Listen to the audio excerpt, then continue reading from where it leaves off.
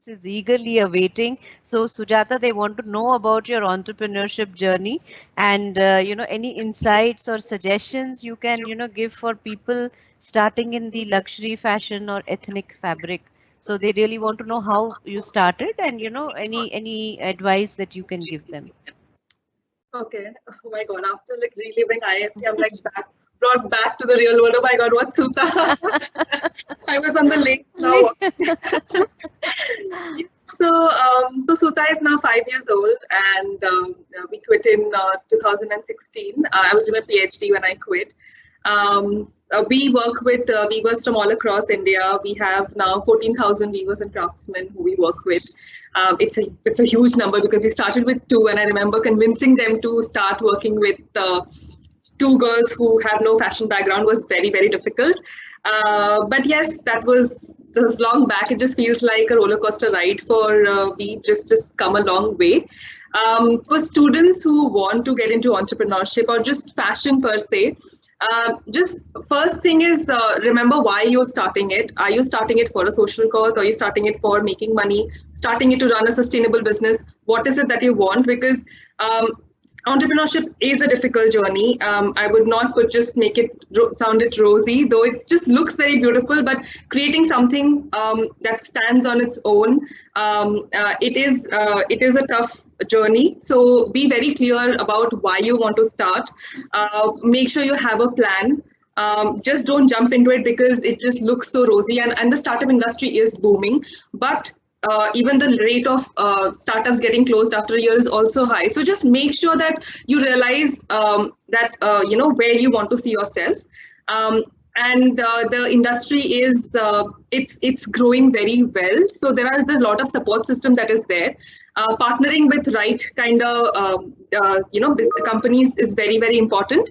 And we are a bootstrap company, and I can see about raising fund. We have consciously taken a decision of not going for funding. For now, I would say that. But having said that, getting funds are not difficult. There are companies who are willing to invest, and I know my friends. Getting investments, if your heart and mind is in the right place and the numbers are right, there is no way you will not get funding. So that should not be the worry. So that's what I'm saying. So why you starting it in your mind, that's what is very important. Suta is a startup that focuses on making a happy place. And even if this sounds very casual and light, but then I really wanted to have a place where people just respect each other. We wanted to start small and have like just a place which is supported and well. It just stands on its own and not just falling apart because the systems are not right. And as I said, we have 60% women in the team, so yay. It's just it's a good place. No, I think that's a great achievement, and definitely, people enter MBA with the mindset that they want to take a job and all. But now these days, in the batch, I've seen there's a change. More and more people are exploring the option about setting up their own. Do you think it's advisable to maybe work for some time and then start up, or if you're passionate about something, you should start off on your own? It's not necessary that you really work for some time, though I would say that whatever you do in your life is going to teach you. So I was an engineer, then did my MBA, then I was working in the steel industry. People might think that fashion and then steel, what have you learned? What did you get on table? But no, everything, even one simple meeting with a group of people who are not even from the same industry, that's going to help you. So working teaches you one thing at least, that how the departments function and how they are. But to be honest, your intuition is what is going to play the most important role. You can be a fresher. You can immediately start a company. You will face some certain kind of difficulties. It can be true for a person who has come with 12 years or 18 years of work experience. There are different challenges every time, and learning can happen on the job in entrepreneurship, and also if you come work and then come and join an entrepreneurship or start something on your own. There are good partners. That's what I'm saying. The system is very good now. There are companies who are there for startups, just for startups. So, the ecosystem is very beautiful. So I think that should not be the worry now. Great, great. So there is a question for Anuradha, and I'm going to read out as it's been sent.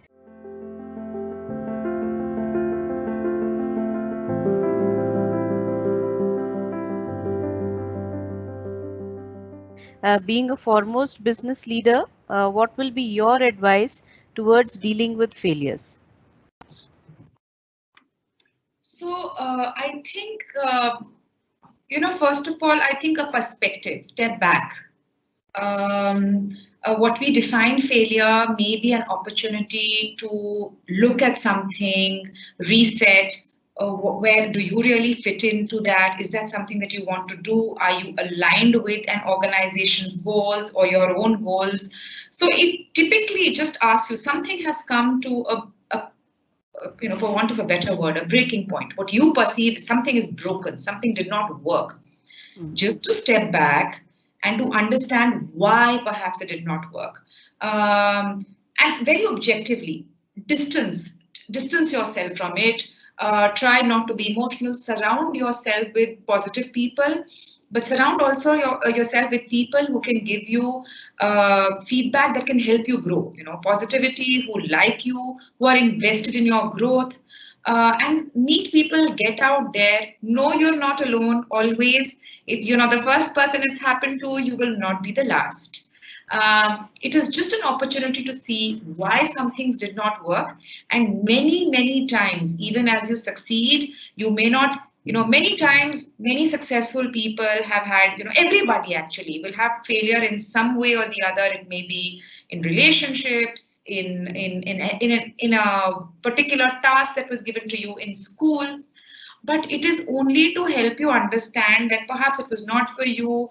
Perhaps you needed to do some things differently. Perhaps it was just nothing but a collection of circumstances. It was circumstances, and it was just not.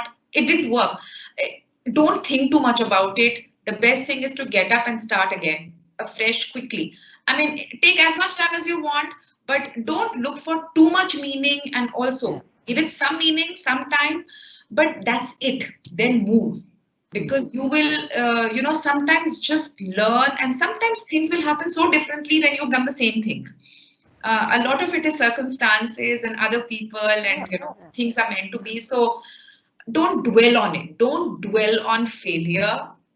Don't give it more importance than respecting it, but then quickly move on. Yeah. And I think, failure is nobody should be afraid of failure.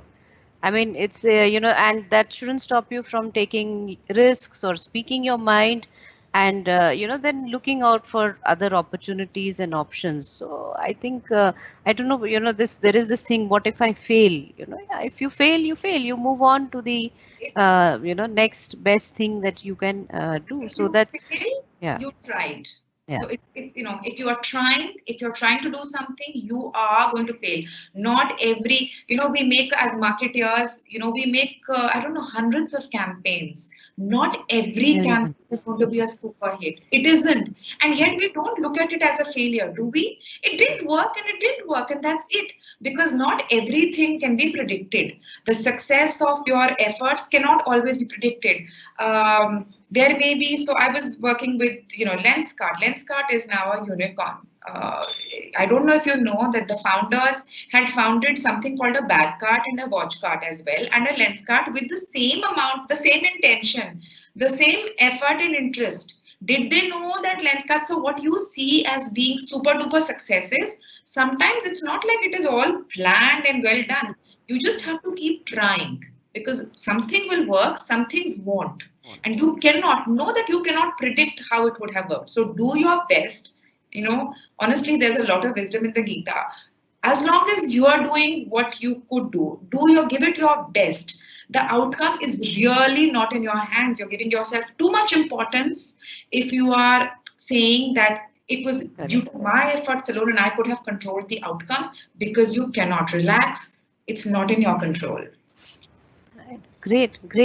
Thanks for that, Anuradha. Rashi, there's a question for you.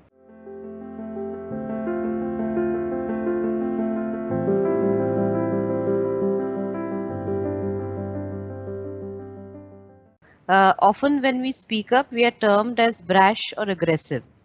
How do you deal with a situation when you speak up against a senior?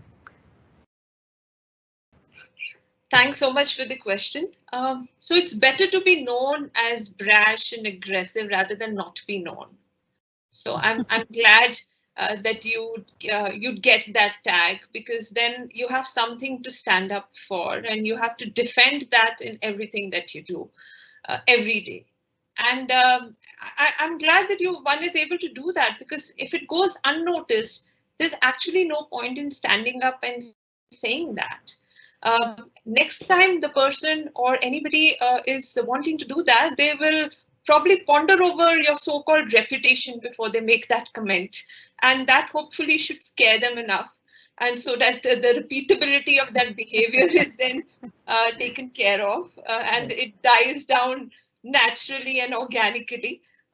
So I think it's good to be tagged. It's good to be so-called branded in that way. There is nothing to be ashamed of. And, if you've not done anything, you've not, caused a ripple, you probably will get unnoticed. But if you've done your bit, whatever you were supposed to do at that point in time, and that's not something that you can really control. It's about your nerves, it's about your emotion, it's what you feel at that point in time. It's not something that's premeditated. You don't want to react in a certain way, but we are all humans. And if your face is being put to the ground, you definitely will stand up for what it is. And in that process, if you're called aggressive, branded, so be it. And believe you me, that's not the only organization or the only person in life who matters for you. There are humongous other opportunities, and there are many, many more people who are willing to support you, who stand by you, and who are your well-wishers. So let that one person who thinks of you or demeans you, your spirit, be the winning party here. I mean, there are so many more who are willing to lift you up and, give you an opportunity and think well for you. So I think it's always good to know the kind of people you're surrounded with. Then you can be more of a decider in terms of the company you want to keep. I think this is also a learning that we should be able to choose our company, and such actions and such comments of people let us know their intentions, which otherwise we would not have known. So I think it's very important to take that on board and move on. As Anu said, just move on. Write it out. Absolutely, write it down, write it on a sheet of paper, burn it if you must, but just move on. Sure, yes. And I think this whole desire to fit in, not say anything negative and all. So I think after a period of time, it starts having an impact on, you. So because you want to, talk about it and speak up, but because you're not doing that, so it does take a toll on you as well. Great. Thanks, Rashi. So Swati, very interesting question for you.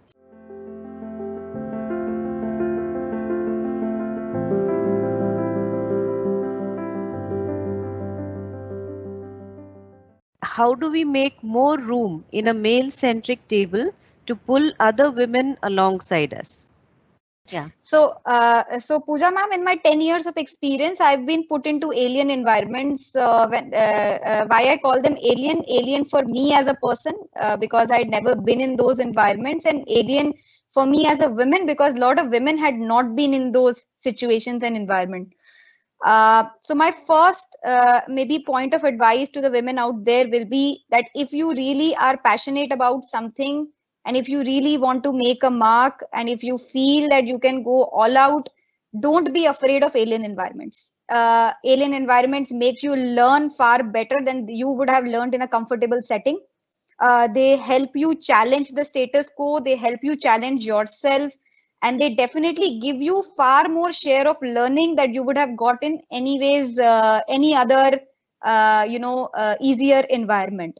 And I think in my career, having done rural, urban, having interacted with global markets, working with Vietnam teams, working with Bangladesh, Pakistan team as part of South Asia brand marketing, all of them had helped me develop a different perspective to things, appreciate different ways of doing business, and appreciate the different contexts from which people come out and do or are the way they are.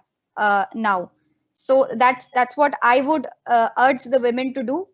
And second, I would just go back to, the discussion that all of us at Women had, which is the fact that, listen, you as a woman in big organization and whatever role you are doing, you're already doing a fantastic and fabulous job. And it's time that we took, that time out for yourself, rested well, did whatever pleases us, rejuvenated ourselves, and brought us back again into work so that we can contribute better. Sometimes we as women, are so busy all the time fighting with the world, fighting ourselves, being the best mom, being the best daughter, the best daughter-in-law for that matter. So many things that we keep doing that sometimes we forget that we have to chill, we have to relax, and that's what my 2 cents to the women out there would be, that please relax. You are doing a good job already, and it's time that you celebrated your successes. My other piece of advice would be to all the women who are starting, and in fact to all the men who are starting their career now.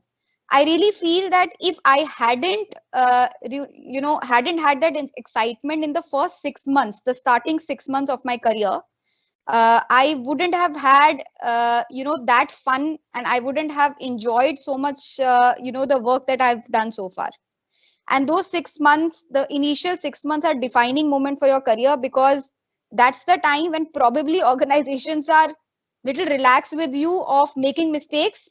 You are given time to learn, and those 6 months never come back, because that's when the expectation of corporate world starts, that you have to perform, and you have to perform in the best way, and you have to be on top of the game. And I would say, those 6 months, to all the new beginners, to all the new men and women who are joining the corporate world, please take that seriously. Even if you are labeled stupid and so excited the whole, every day, be that stupid boy, be that stupid girl, be excited to learn. And when you are in that frame of mind to learn, you will question things.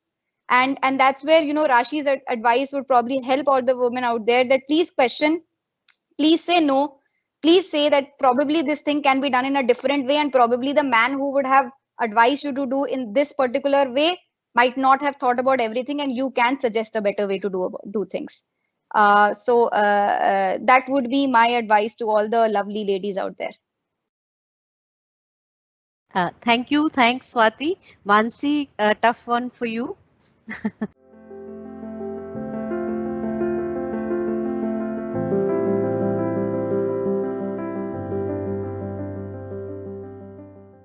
A lot of women in the corporate sphere face the pressure of proving themselves worthy of that position. The underlying idea being that women have got to be grateful for the fact that they are going to work. Did you, in the beginning of your career or now, as established business leaders and entrepreneurs, face a pressure of this sort? If yes, did you deal with it? How did you deal with it? That's a very interesting question, and a deeply layered one Yes. at that. So couple of things, right? And I think this comes down to stereotypes in many ways. I think each one of us, when we set out to do something, we want to do it well, right? Whether it is learning a new skill, a hobby, your work, you want to do well, and you want to bring your best self and your authentic self to anything and everything that you do. I think what then happens is that there is a lot of social stimuli, and the people that we interact with, and that's when the pressure builds up. And for me, personally, what has worked in my career, and if there are 3 or 4 pieces of advice that I could give in terms of what's helped me chugging along.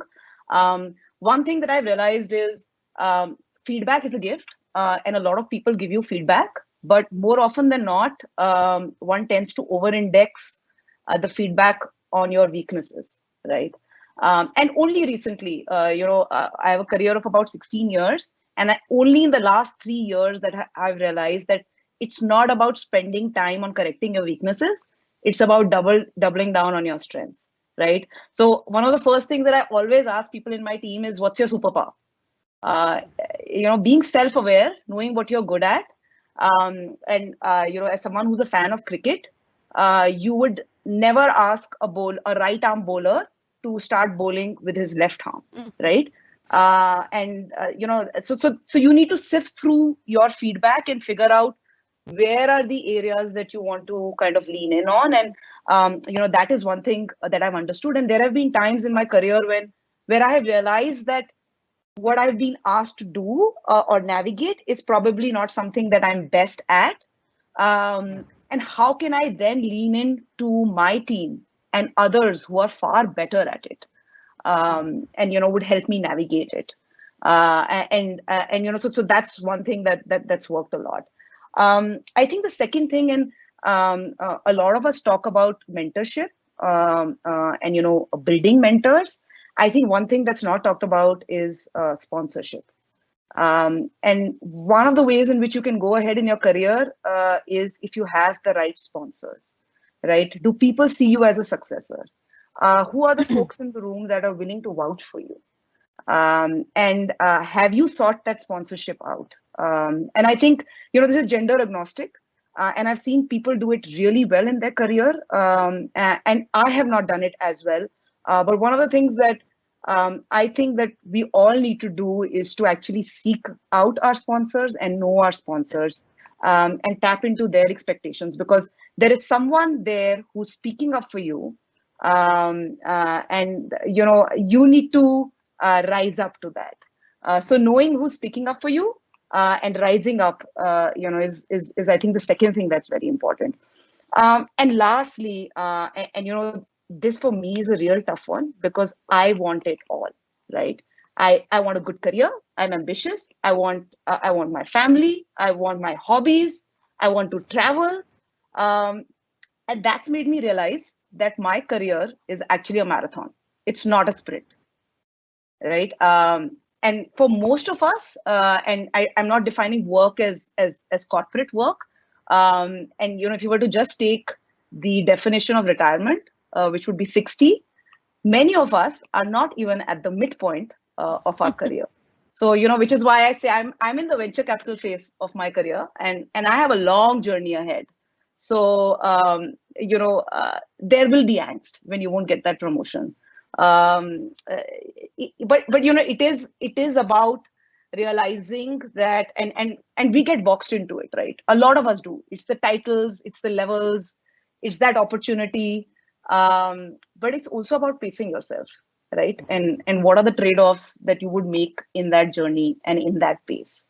So yeah, I mean, I would leave you with those three things. And I haven't been able to balance all of them, but I do think that these are some that can help folks out there.